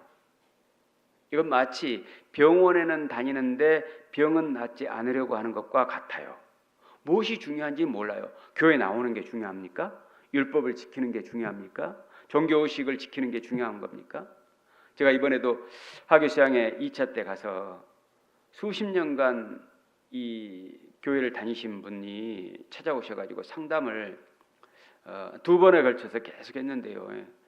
정말 그 습성이라고 하는 것이 참 무서운 것 같아요. 종교적인 의식, 형식에 매여서 살아왔던 그 시간들이 정말 참 안타깝게 복음을 가리우는 그런 역할을 하는 것을 보고 참 안타까웠습니다. 무엇이 중요한지를 몰라요. 여러분, 가장 중요한 것은 어쨌든 간에 한 사람의 영혼이 태어나는 거지 않습니까? 수십 년의 종교의식을 했다 할지라도 구원 못 받으면 의미가 없는 거지 않습니까? 그런데 그 구원을 받는 문제를 중요하게 여기는 게 아니고 우리 교회는 왜 예배 의식이 없냐, 주기도문을 왜 안 하느냐, 새벽기도를 왜 안 하느냐, 통성기도를 왜 안 하느냐, 이런 문제만 가지고 계속 따지면서 그러니까 이단이라고 하는 것 아니냐, 이런 얘기를 하시더라고요. 그래서 이제 제가 다 말씀드릴 수는 없지만은 성경에 그런 얘기가 있냐, 이것부터 이제, 그래서 성경을 기준 삼아야 되지 사람들이 말하는 걸 기준 삼아서는 안 된다. 그래서 이 성경을 모르면 오해하게 돼 있고, 이사야 8장 20절에 그들의 말하는 바가 이 성경에 맞지 아니하면 그들이 정령이 아침 빛을 보지 못하고 심한 흑암 중으로 쫓겨 들어간다고 했다. 이 성경에 나와 있으면은 우리가 믿어야 되겠지만 성경에 안 나와 있는 것을 강조하면은 그건 성경적으로 잘못된 것 아니냐. 하나님을 믿는다고 하면서 성경을 벗어나서 얘기하는 것이 맞겠냐. 이제 이렇게 좀 얘기를 해서 좀 정리를 해드리긴 했었는데요. 어쨌든 간에 우리가 종교 의식 가운데에서 모든 눈이 가려질 수 있다는 것이죠. 그래서 우리에게 중요한 것이 간절과 겸손입니다. 여러분도 마찬가지입니다. 여러분도 전도에 대해서 간절해져야 됩니다. 전도할 때 겸손해져야 됩니다. 그래야 하나님의 역사가 나타나는 겁니다. 바리새인들은 소경되었던 자의 부모를 부릅니다. 너희 아들이 어떻게 해서 지금 보게 되냐. 이 부모는 저가 장성하였으니 저에게 물어보시오 하고 이 아들에게 책임을 떠넘기죠. 이 부모는 왜 그랬느냐, 출교를 당할까 봐 겁났던 겁니다. 이 부모도 아직 간절하고 겸손한 마음이 없는 거예요. 지금도 교회 다니는 사람들이 예수님을 믿지 못하는 이유가 바로 여기에 있습니다. 간절하고 겸손한 마음이 없이 사람들의 눈을 의식하는 거예요. 다니던 교회 때문에 그 사람들이 나를 어떻게 볼까, 이런 마음 때문에 구원을 못 받는 겁니다. 그런데요, 우리가 정말 하나님으로 좀 알면 덜 할 텐데 하나님을 인간 비슷하게 아는가 봐요. 여러분, 그 창세기부터 말라기까지 성경이 구약이잖아요. 39권이 있지 않습니까? 잘 아시죠? 근데 말라기 다음부터 430년간 선지자도 없었고 성경도 기록이 안 돼 있거든요. 그리고 마태복음부터 시작하는 거거든요. 마태복음이 그러니까 구약과 신약을 연결해주는 다리 역할을 했던 겁니다. 근데 마태복음 1장이 아브라함과 1장 1절에 아브라함과 다윗의 자손 예수 그리스도의 세계라 하면서 예수님의 족보를 쭉 얘기해 주지 않습니까? 그러니까 구약은 결국 예수님과 연결된다는 거잖아요. 그러면서 마태복음 1장에서 예수님이 잉태된 내용이 나옵니다. 2장은 잉태됐으니까 이제 태어나야 되겠죠. 탄생에 관련된 내용이 나옵니다. 그럼 3장이 어떤 내용이 나올까요? 예수님께서 침례받으신 내용이 나옵니다. 예수님의 죽음과 부활을 얘기하는 것이죠. 우리에게 구원을 의미하고 있는 겁니다. 예수님께서 오신 것은 저의 백성을 구원하려 함이라 그랬지 않습니까? 그러니까 잉태, 탄생 다음에 구원을 얘기해 주고 있는 겁니다. 예수님의 오신 목적이죠. 그리고 4장에서 예수님께서 광야 시험을 통과한 내용이 나오고, 그리고 사람을 낚는 어부 제자들을 선택한 내용이 나옵니다. 굉장히 이게 우리가 아무 생각 없이 읽어서 그렇지 원리와 순서가 아주 정확합니다. 모든 초점이 우리를 향해 있다는 겁니다. 우리의 구원에 향해 있다는 겁니다. 그러니까 5장이 그 다음 나오겠죠. 5장, 6장, 7장은 산상수훈, 여러분 잘 아시는 갈릴리에 어두운 산에 가서 제자들을 모아놓고 가르치지 않습니까? 5장에 무슨 내용이 나오냐면 천국에 대해서 말씀하십니다. 심령이 가난한 자는 복이 있나니 천국이 저희 것이며, 천국을 얘기합니다. 애통하는 자는 복이 있나니 저희가 위로를 얻을 것이며, 그러면서 천국에 대해서 쭉 말씀하시거든요. 6장이 놀랐습니다. 6장이 뭐냐면은 시작이 이겁니다. 사람에게 보이려고 너희 의를 행치 않도록 주의하라. 형식적이면 안 된다. 사람을 의식해서는 안 된다. 하나님만 봐야 된다. 무슨 말일까요? 진짜 형식적이면 안 되고 간절하고 겸손해야 될 수 있다는 겁니다. 잉태, 탄생, 침례, 시험 통과, 천국, 간절하고 겸손함이 나오는 겁니다. 얼마나 이 문제가 중요한지 알겠습니까? 얼마나 우리가 구원도 간절하고 겸손함이 필요한지, 전도도 간절과 겸손함이 필요한지 알겠습니까? 간절하고 겸손하면 고통의 전도를 해요. 그러나 간절하고 겸손하지 않으면 고통의 전도를 하지 못합니다. 그러면 은혜의 열매를 안 맺히는 겁니다. 여러분이 왜 구원을 받으신지 아십니까? 바로 하나님 앞에 간절하고 겸손했거든요. 이스라엘 백성들에게 오셔가지고 그 종교가들에게 예수님께서 가장 먼저 책망이 그거였습니다. 천국을 말씀하시고 외식하지 마라, 그 말씀하신 거예요. 그리고 7장에 어떤 내용이 나옵니까? 열매가 나오는 겁니다. 열매. 구원받은 사람은 이런 열매가 나타날 수밖에 없다 하고 나오신 거예요. 그리고 8장에 믿음에 대해서 말씀하십니다. 그러니까 쭉 이제 다 말씀 시간을 관계상 다 들을 수는 없지만은 어쨌든 간에 계속 그런 식으로 쫙 스토리가 진행이 되거든요. 그러니까 우리가 받은 구원이 얼마나 중요하고 우리가 얼마나 간절한 마음으로 겸손한 마음으로 전도를 해야 될 것인지 마태복음을 자세히 순서대로 읽어보면 또 알 수 있습니다. 성경은 맨 그 얘기예요. 그 얘기. 여러분, 바리새인들은 소경되었던 사람이 소경이 되었다가 눈을 뜬 것은 전혀 중요한 게 아니었습니다. 그러면서 안식일을 범했다고 책망을 했고, 그리고 예수님께 영광을 돌리려고 했던 그 소경을 향해서 너는 하나님께 영광을 돌려라 하면서 그럴듯한 명분을 내세우죠. 예수는 죄인이라고 해버립니다. 그러니까 그럴듯한 명분을 내세워서 거짓을 진짜로 탈바꿈하려고 하는 겁니다. 왜 그랬을까요? 사탄에게 속은 거죠. 죄인들의 속임수가 늘 이런 식입니다. 사탄에게 자기도 속고 거짓을 섞어서 사실을 말해요. 그러니까 사실을 사실대로 말하는 것이 아니고 사실에다가 거짓을 섞어서 사실처럼 얘기하는 겁니다. 그게 사탄의 방법이고 죄인들의 방법입니다. 바리새인들에게 소경은 이렇게 얘기를 하는데요. 어떤 머리 좋은 사람도 입을 닫을 만한 아주 중요한 얘기를 해줍니다. 9장 25절입니다. 9장 25절.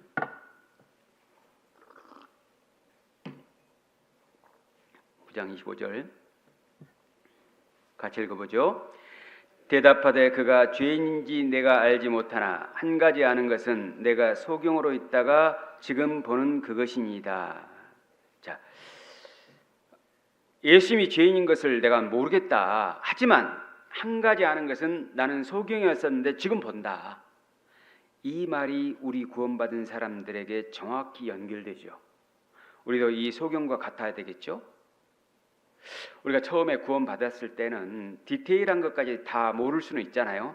하지만 딱 한 가지 아는 것 있잖아요. 영원한 속죄. 나는 이제 죄 없다는 것. 나는 지금 죽어도 천국 갈 수 있다는 그 믿음은 있지 않습니까? 근데 이 믿음이라고 하는 것, 한 가지 아는 것, 이것이 학습 효과로 되는 건 아니더라고요. 제가 처음 구원을 받고 직장에서 각 사무실을 다니면서 계속해서 전도를 했거든요. 좋은 얘기 못 들었겠죠. 맨날 전도를 하니까 이단이라고 하더라고요. 그러면서 어떤 책자를 하나 주면서 그 교회 이단이고 이런 근거를 여러 가지로 얘기를 해요. 그때에 이제 구원받았기 때문에 이런 것도 있나? 이런 생각이 이제 호기심이 좀 생겼죠. 그런데 그 책을 가지고 가서 자세히 좀 읽어봤습니다. 그런데 야, 이런 것이 이렇게 우리가 그렇게 하고 있었을까? 막 이런 생각이 좀 들었어요. 근데 하나님께서 이 마음을 주시더라고요. 네가 지금까지 인생을 살아오면서 하나님에 대해서 이만큼 한 적이 있냐? 첫 번째 이거였고요. 두 번째, 인간 역사가 진행되는 과정에서 아니면 영원부터 영원까지 봤을 때에 하나님이 너를 위해서 죽으신 사건보다 더 큰 사건이 발생할 수 있겠냐? 그러니까 없겠더라고요. 아니 여러분 보십시오. 영원한 세상에서도 하나님이 나를 위해서 죽으신 사건보다 더 큰 사건이 발생할 수 있을까요? 그건 없을 것 아닙니까? 그래서 그건 없다 생각이 들더라고요. 그리고 그 하나님이 죽으신 것이 바로 나 때문이다. 이러니까 전혀 문제가 안 되더라고요. 그러면서 제가 다 이단이라고 해도 좋다. 그래도 나는 구원받았다. 다 이단이라고 해도 좋다. 나는 지금 죽어도 천국에 간다. 이런 마음이 오더라니까요. 소경도 그랬던 겁니다. 나는 지금 본다. 그 사람이 죄인지 나는 모르겠지만 나는 지금 본다. 그러면서 하도 답답하니까 이 바리새인들에게요. 당신들도 예수의 제자가 되려고 하냐 묻습니다. 바리새인들은 아주 자존심이 상했습니다. 그러자 뭐라고 하냐면요. 너는 예수의 제자냐? 우리는 모세의 제자다. 근데 이 말씀이 정말 무서운 말입니다. 사실은 예수님은 은혜의 대표지 않습니까? 모세는 율법의 대표잖아요. 그러니까 은혜의 제자가 되는 건 싫고 율법의 제자가 되기를 자청하는 거니까 율법으로 의롭다함을 얻으려고 한 거잖아요. 근데 성경은 분명히 말씀하시잖아요. 율법으로 말미암아 의롭다함을 얻을 육체가 있다고 없다고? 없나니. 그러니까 자기는 절대 의로움 없기 싫다 이 말이잖아요. 무서운 말이잖아요. 소경되었던 사람은 자신이 눈뜬 걸 보고 바리새인들이 예수님을 같이 믿을 줄 알았던 겁니다. 그런데 안 믿는 거예요. 안 믿으니까 아주 이상하게 생각한 거예요. 이럴 수가 있을까? 내가 눈을 뜬 것을 이 사람들은 보면서도 왜 안 믿지 예수님을? 그런데 이러한 일들은 지금도 일어나고 있다는 겁니다. 우리가 구원을 받고 나면은요, 우리 삶이 바뀌잖아요. 예전하고는 많이 달라지지 않습니까? 욕하다가도 않고, 담배 피다가도 안 피고, 술 마시다가도 안 피고, 욕심 부리다가도 안 하고, 화내다가도 안 내고, 거들먹거리다가도 겸손해지고, 어떻게 해서든지 그 사람 배려해 주려고 이런 모습을 보잖아요. 그렇게 바뀌었으면은 이 사람 어떻게 바뀌었지 하면서 나도 구원 받아야지 이렇게 생각하는 것이 아니고 이상하게 이 복음만 전하면은 거부를 하기 시작해요. 내가 구원을 받았을 때 이 복음을 듣고 구원을 받았으니까 이 복음만 전하면은 이 사람도 꼭 구원을 받을 것 같으니까 어찌됐든 간에 이 사람 저 사람 다니면서 다 전도를 하는 것이죠. 제 경험에는요, 길 가는 사람도 자꾸 전도했던 적이 있다니까요. 아무튼 눈만 마주치면 전도하려고 했던 그런 시절이 있었어요. 전하기만 하면 될 것 같아. 만나자마자 하나님 살아계십니다. 성경은 사실입니다. 정말 사람에게 영혼이 있습니다. 한번 들어보시죠. 교회 다니라고가 아닙니다. 한번 들어보시죠. 그렇게 하면은 영락없이 될 것 같은데 눈을 땡그랗게 뜨면서 미친놈처럼 보는 겁니다. 그때부터 좀 이상하잖아요. 왜 이러지? 왜 이러지? 전도는 지혜가 필요하겠구나. 나중에 알긴 합니다.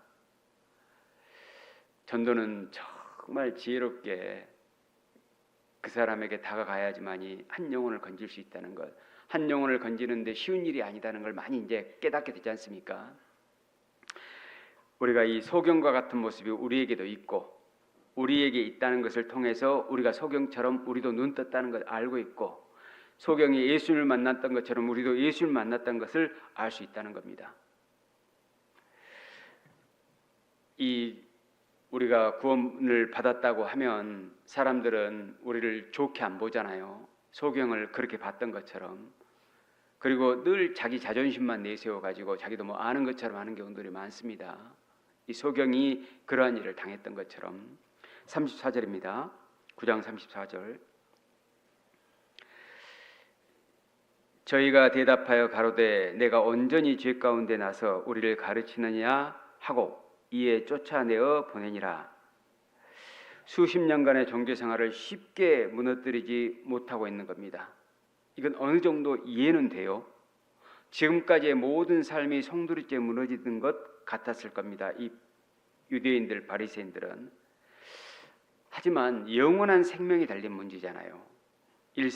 인생은 열심히가 아니라 방향이라는 말이 있듯이 방향이 잘못됐으면 바꿔야 되잖아요. 그런데 고집을 피우는 이러한 모습들이 사람들에게 많습니다. 이해는 되지만 그래도 하나님 앞에서 자기 영혼 문제를 아주 심각하게 생각하면은 고집을 꺾어야 되지 않겠습니까? 그런데 많은 사람들이 기존 다니던 교회로 고집하는 경우도 많은 것 같습니다. 우리 교회에 와서 일주일간 성경 강연을 듣고 좀 많이 봤습니다. 정말 말씀 잘 가르치신다. 나 이런 말 처음 듣는다. 우리 교회도 이렇게 가르치면 좋겠다. 그래놓고 그건 안 받으면 다시 돌아가는 경우 있지 않습니까? 참 신기해요. 근데 이러한 일들이 예수님 당시에도 있었다는 겁니다. 우리가 이러한 내용을 통해서 알 수 있는 것은요, 대부분의 그리스도인들이 전도 과정에서 이러한 경험을 하고 있다는 거죠. 그런데 이런 일 이후에 예수님께서 소경됐던 사람에게 또 이런 말씀을 해주시는데요. 35절부터 38절까지입니다. 예수께서 저희가 그 사람을 쫓아냈다 하는 말을 들으셨더니 그를 만나사 가라사대 내가 인자를 믿느냐? 그러니까 전도하다 쫓겨나 본 경험을 한 사람에게 주님께서 하시는 말씀입니다. 그러니까 소경됐던 사람들을 유대인들이 쫓아내셨는데 우리도 전도를 하다가 쫓겨난 경험이 있잖아요. 그때의 소경에게 예수님께서 예수를 믿느냐 이 말을 하신 것처럼 지금도 우리에게 똑같은 말씀을 하고 계신 겁니다. 여러분 전도하다가 안 되면 예수님께서 질문하십니다. 네가 나를 믿느냐? 그때 믿음의 현 주소가 더욱 밝혀지는 겁니다. 36절 대답하여 가로되 주여 그가 누구시오니까 내가 믿고자 하나이다. 예수께서 가라사대 내가 그를 보았거니와 지금 너와 말하는 자가 그이니라. 가로되 주여 내가 믿나이다 하고 절하는지라. 전도가 잘 안 되고 사람들로부터 배척을 받았을 때에 그래서 믿음이 약해지는 그리스도인에게 아주 중요한 말씀입니다. 그때마다 예수님께서는 네가 나 진짜 믿냐? 여러분 우리가 이때 뭐라고 말씀을 드려야 될까요? 주여 내가 믿나이다. 이런 말씀으로 예수님께 들었을 때 그 믿음이 성장을 하는 겁니다. 안 됐을 때 주님을 끝까지 더 믿어야 됩니다. 믿음이라고 하는 것은 그런 겁니다. 될 때 믿는 것은 누구나 할 수 있는 일이지만은 하나님의 일을 하는데도 불구하고 일이 잘 안 풀렸을 때도 주님을 끝까지 믿는다고 고백할 수 있는 것은 진짜 아무나 할 수 있는 일은 아니거든요. 그런데 주님께서 원하시는 믿음은 바로 후자의 믿음이거든요. 여러분 신앙생활을 하면서 사회생활을 하면서 가정생활을 하면서 갈등을 겪으면서 수많은 고난과 위협에 노출되면서 핍박과 환난이 있으면서 괴롭고 힘들어서 이제 신앙을 내려놓고 싶은 마음이 있을 때에도 봉사를 하는데 너무 힘들어서 누가 알아주지 않으니까 이제 봉사를 내려놓고 좀 쉬어봐야겠다 이럴 때에도 주님은 똑같은 질문을 하시는 겁니다. 네가 나를 믿느냐? 믿어야 합니다. 그때 그 사람의 신앙에 진보가 나타납니다. 그때 점점 발전하는 겁니다. 평상시에 발전하는 게 아닙니다. 그때에 예수를 믿는다고 했을 때에 믿는다고 고백하고 섬겼을 때에 우리의 믿음이 더욱더 굳건해진다는 겁니다. 주님께서는 이러한 믿음을 가진 그리스도인에게 역사하십니다. 9장 39절부터 41절입니다. 39절부터 41절 예수께서 가라사대 내가 심판하러 이 세상에 왔으니 보지 못하는 자들은 보게 하고 보는 자들은 소경되게 하려 함이라 하시니 바리새인 중에 예수와 함께 있던 자들이 이 말씀을 듣고 가로되 우리도 소경인가 예수께서 가라사대 너희가 소경되었다면 죄가 없으려니와 본다고 하니 너희 죄가 그저 있느니라. 사람들이 예수를 보지 못하는 이유는 뭐냐? 그러니까 구원받지 못하는 이유는 뭐냐? 본다고 생각하기 때문이라는 겁니다. 여러분, 우리 주변에 있는 믿지 않고 구원받지 않은 영혼들이 왜 구원을 받지 못하고 있는가 생각해 봅시다. 보고 있다고 생각하거든요.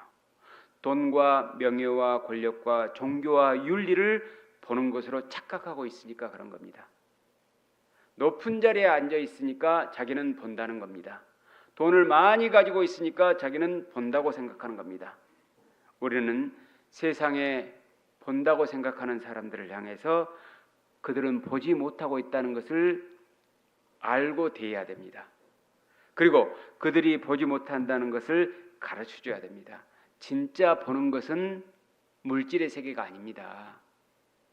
당신이 아무리 많은 돈을 가졌다 할지라도, 아무리 높은 자리에 있다 할지라도, 아무리 젊을지라도, 아무리 인기가 많을지라도 그것이 실체가 아닙니다. 왜? 다 사라지니까. 이 세상도 그 정욕도 지나가되 하나님의 뜻을 행하는 자는 영원히 거하느니라. 전도서 1장 2절 3절에 헛되고 헛되며 헛되고 헛되니 모든 것이 헛되도다. 사람이 해 아래에서 수고하는 모든 수고가 자기에게 무엇이 유익한고. 바람을 잡으려는 수고가 무엇이 유익하냐 그랬습니다. 바람잡이 인생이라는 것이죠. 전도서 5장에 저가 모태에서 벌거벗고 나왔은즉 그 나온 대로 돌아가고 수고하여 얻은 것을 아무것도 손에 가지고 가지 못하리니 이것도 폐단이라. 어떻게 왔든지 그대로 가리니 바람을 잡으려는 수고가 저에게 무엇이 유익한고 일평생을 어두운 데서 먹으며 번뇌와 병과 분노가 저에게 있느니라 그랬지 않습니까? 다 지나가는 것이다. 다 사라지는 것이다. 그것이 사라지기 전에 당신이 사라질 수도 있다. 이렇게 가르쳐주는 것이 눈을 띄워주는 겁니다. 그들은 소경이거든요. 그런데 눈뜬 사람이 소경을 부러워하면 되겠습니까? 안 되겠습니까? 안 되는 거예요. 여러분이 혹시 경제적으로는 그들보다 못할지라도, 직위적으로는 그 사람들보다 못할지라도, 육신적으로는 그들보다 못할지라도 자존감을 잃어서는 안 됩니다. 나는 하나님 보시기에 가장 존귀한 자다. 조금만 더 있으면 나는 하나님의 나라에 들어가서 하나님과 영원히 사랑을 나눌 수 있는 사람이다. 나는 하나님의 자녀이다. 하나님은 나를 포기할 수 없는 사람이다. 세상 사람들은 결국 다 망할 테지만 나는 영원히 흥할 존재이다. 조금만 시간 지나봐라. 역전될 것이다. 이런 믿음을 가지고 남은 생애를 정말 전도하며 살아야 됩니다. 한 영혼이라도 더 건지는 것이 여러분이 살아있는 이유입니다. 천하보다 그 귀한 영혼을 보고 천하를 더 소중하게 여기는 그런 마음을 갖고 살아서는 안 됩니다. 천하는 한 영혼에 비하면 없는 것 같은 겁니다. 모든 세상의 것을 다 주고라도 한 사람의 영혼을 바꿀 수 없는 거잖아요. 그런데 우리는 눈에 보이는 그 물질적인 것, 육신적인 것을 보고 영혼을 소홀히 여기는, 영혼에서 눈을 돌이켜버리는 그런 오리를 범해서는 안 될 겁니다. 진짜 소중한 것을 우리는 보는 눈을 가지고 있잖아요. 우리는 이제 눈을 떴지 않습니까? 바리새인과 유대인이 아니고 이 소경이 눈을 뜬 것처럼 우리도 눈을 떴습니다. 우리에게는 보여지는 것이 있고 볼 수 있는 것이 있고 봐야 하는 것이 있는 겁니다. 우리는 단순하게 육신적 세상적인 것을 바라보고 살아서는 정말 비참한 인생을 사는 것이고 인생을 낭비하는 겁니다. 헛된 인생이 되는 겁니다. 무의미한 인생이 되는 겁니다. 지금까지 그렇게 살아온 인생을 한번 되돌아보십시오. 그것이 과연 나에게 얼마나 의미가 있었고 값졌습니까? 다시 돌아가면 그렇게 살고 싶습니까? 그렇게 살고 싶은 사람 한 사람도 없을 겁니다. 단 우리가 구원을 받고 난 이후에 그래도 주님을 위해서 살았던 시간들은 하나도 후회가 되지 않습니다. 그렇지 않습니까? 그때는 조금 힘들었지만 자존심도 상하고 내 것도 희생하고 괴롭고 힘들고 고단했지만 그래도 돌이켜보면 그것밖에 안 남잖아요. 저도 인생을 쭉 돌아보면은요, 구원 안 받았을 때도 있었고 구원받았을 때도 있었고 구원받고 전도인으로서 생활할 때도 있는데요. 가장 힘든 시간은 어쩌면 전도인의 시간인 것 같습니다. 외람된 표현이 될 수 있을지 모르겠습니다만은 내가 전도인이 아니었으면 안 겪고 될 것이 참 많았겠구나 이런 생각을 하거든요. 그런데 가장 값진 시간이에요. 가장 의미 있는 시간이에요. 주님이 스탑하시기 전까지는 스탑할 수 없는 시간인 것 같습니다. 정말 육신적 세상적으로 생각을 해보고 개인적으로 생각을 해보면은요, 조금 더 편하게 살아볼까 하는 생각도 들 때가 있거든요. 그러나 가장 값진 시간, 후회하지 않는 시간은 이 시간인 것 같습니다. 여러분 구원받고 난 이후에 나름대로 여러 일들을 해보셨을 겁니다. 돌아보십시오. 여행도 가보셨겠죠. 맛있는 음식도 잡숴보셨겠죠. 또 많은 사람들과 즐거운 시간도 보내보셨겠죠. 그리고 어떤 때는 교회에서 봉사도 해보시고 한 영혼을 전도하기 위해서 애타는 마음을 가지고 그 사람 때문에 밤새도록 기도하면서 고민한 때도 있었겠죠. 아마 후자가 정말 힘들었을 겁니다. 그러나 지금 보면은 그것만 남지 않습니까? 제가 어제 말씀을 들었는데 지금 공주 갈릴리 수양관 3차에 차수가 아닌데도 불구하고 약 30여 분이 가서 지금 말씀을 듣고 계신다고 들었습니다. 정말 주님 아니면 3시간 반까지 거기까지 왜 갑니까? 3시간 반을 거쳐서. 그리고 잠자리도 불편하잖아요. 왜 갑니까? 주님 때문에 가는 거죠. 주님 때문에. 그것이 의미 있다고 생각하니까 고난과 고통을 감내하는 것이죠. 내가 그 고통의 전도를 했을 때만이 은혜의 열매가 맺을 수 있다는 그 믿음 때문에 가는 거 아니겠습니까? 가장 값진 일을 우리가 하고 있다는 겁니다. 세상 사람들은 다 소경입니다. 보지 못하고 있다는 걸 알고 보는 우리가 그들을 보게 해줘야 됩니다. 9장 4절입니다. 9장 4절 때가 아직 낮음에 나를 보내신 이의 일을 우리가 하여야 하리라. 밤이 오리니 그때는 아무도 일할 수 없느니라.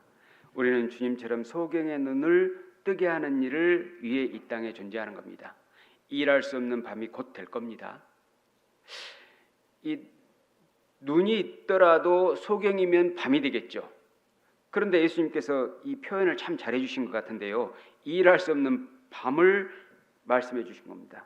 소경의 눈을 뜨게 하는 일을 하시고 또 이 말씀을 해주시는 거잖아요. 지금 그러니까 밤에는 아무도 일할 수 없다 그 말과 소경이면 아무것도 못하는 겁니다. 사실은 그러니까 얼마 남지 않았습니다. 게으름을 피울 시간이 없다는 겁니다. 특히 구원받은 지 얼마 안 되신 분들은요, 초기 전도 습관을 잘 길들여 놔야 됩니다. 처음부터 전도를 열심히 해야 돼요. 처음부터 전도를 열심히 해도 나중에 가면은 식어버릴 수도 있거든요. 근데 처음부터 전도를 안 하잖아요. 사람들 눈치 보고 주저주저하고 머뭇거리고 그러면 그 다음에 정말 어려워집니다. 전도 한번 하는 것이요, 정말 지옥 고통을 겪는 것만큼 어려울 수도 있어요. 그래서 전도를 목적에 두고 모든 사람을 만나야 됩니다. 그래서 만나면 이제 좋은 친구가 될 것이 아니고 만나면 좋은 전도가 돼야 됩니다. 머뭇거리고 눈치만 보고 주저주저하고 소극적이고 또 자주 입을 닫으면은 나중에 고목나무가 돼버립니다. 개인과 교회 생활에만 의미를 두고 살면 안 되죠. 시작할 때 하나님께서는 아담과 하와의 선악과 범죄로 인해서 인류에게 고통과 수고를 주셨다고 말씀을 드렸죠. 이건 당연한 섭리입니다.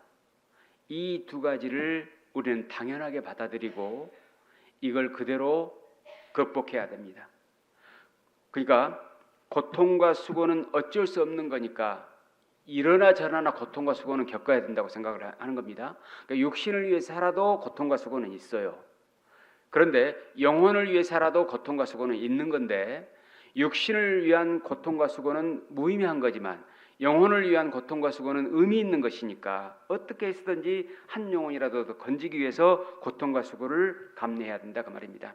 안 그러면 전도하는 게 습관이 돼야 되는데 전도하지 않는 게 습관이 될 수 있고 점점 움직이기 싫어집니다. 점점 말하기도 싫어집니다.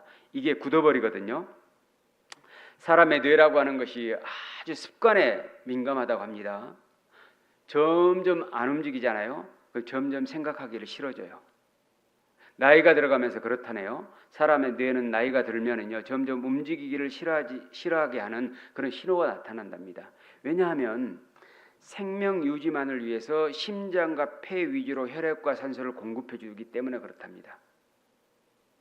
뇌로 혈액이 많이 공급이 돼야 되는데 생명 유지, 육신의 생명 유지만을 위해서 심장과 폐 위주로 혈액이 공급이 된다는 거예요. 그러니까 뭔가 복잡한 걸 막 생각하기 싫으니까 아이 네가 해봐라 이러죠. 뭐 매뉴얼 같은 거 이렇게 찾아보면서 옛날 같으면 이거구나 하면서 금방 이렇게 조치가 됐는데 매뉴얼 같은 거 있다가 아유 뭐냐 이거 하면 네가 설명해봐라 이러지 않습니까? 그게 뇌에 바로 혈액이 제대로 공급이 안 되고 있기 때문에 그렇다는 겁니다. 그런데 젊었을 때 뇌의 혈액을 자주 공급해 준 사람은요, 나이가 들어서도 냉정한 사고력을 가지고 판단력을 가지고 서류나 책을 읽을 수 있다는 것이죠. 저는 이제 대표적으로 이완 목사님이 그렇다고 봅니다. 이완 목사님 80대 중반이시잖아요. 그런데 지금도 젊은 사람 없지 않게 암송 얼마나 잘하셔요 또. 그리고 말씀이 얼마나 논리정연하십니까? 야, 저 연세 저렇게 드셨어도 저렇게 하시는 거 보면은 젊었을 때부터 계속해서 해오셨기 때문이 아닐까.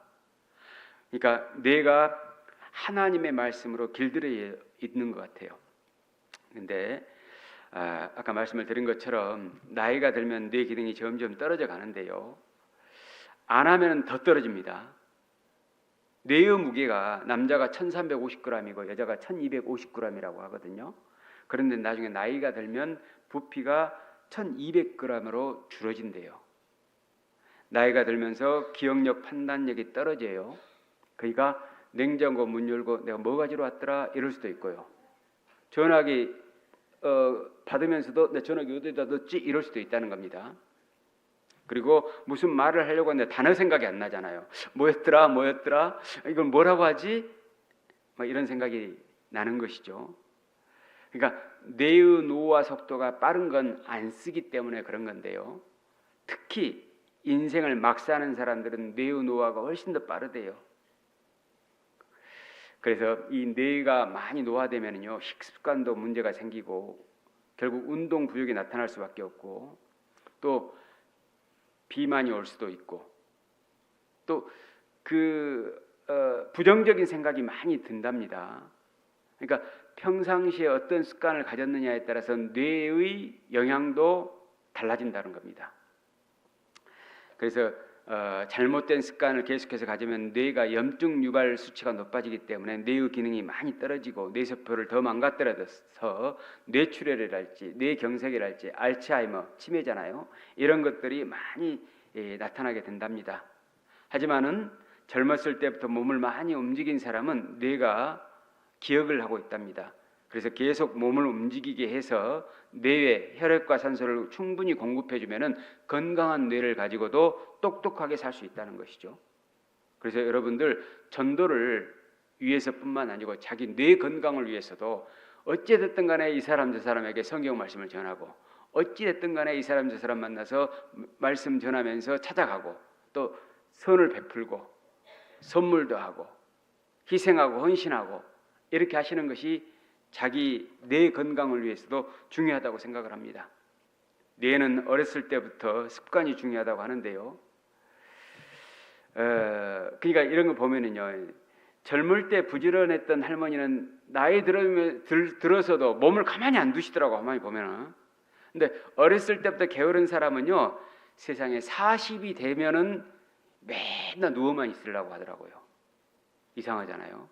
그래서 오늘 이제 고통의 전도, 은혜의 열매 이런 주제로 말씀을 드렸는데 어찌됐든 간에 우리 몸을 많이 고통스럽게 해주십시오. 그래야지만이 뇌 건강이 활발하고 바른 판단력을 가지고 즐거운 마음을 가지고 하나님의 영광을 위해서 살 수 있다고 생각을 합니다. 그래서 이 전도할 때 편하게 전도하려고 하지 마시고 반드시 고통과 수고가 있으니까, 어쩔 수 없는 현실이니까 나는 거룩한 고통을 겪고 있다, 거룩한 수고를 하고 있다, 이런 믿음을 가지고 한 영혼이라도 더 건지기 위해서 이제 5차 때 경주는 참석을 하교시장이 하신다고 제가 들었습니다. 아직 그래도 좀 시간이 있지 않습니까? 꼭 여러분들 한 영혼에게라도 더 오늘 집에 돌아가시면 전화라도 해서 가보자고 얘기하시면은 여러분의 뇌 건강에도 큰 도움이 되지 않을까 생각을 합니다. 기도하겠습니다. 저희를 사랑하시는 거룩하시고 영원하신 아버지 하나님, 저희를 구원해 주실 뿐만 아니라 이 귀한 전도의 사명을 주신 것 감사드립니다.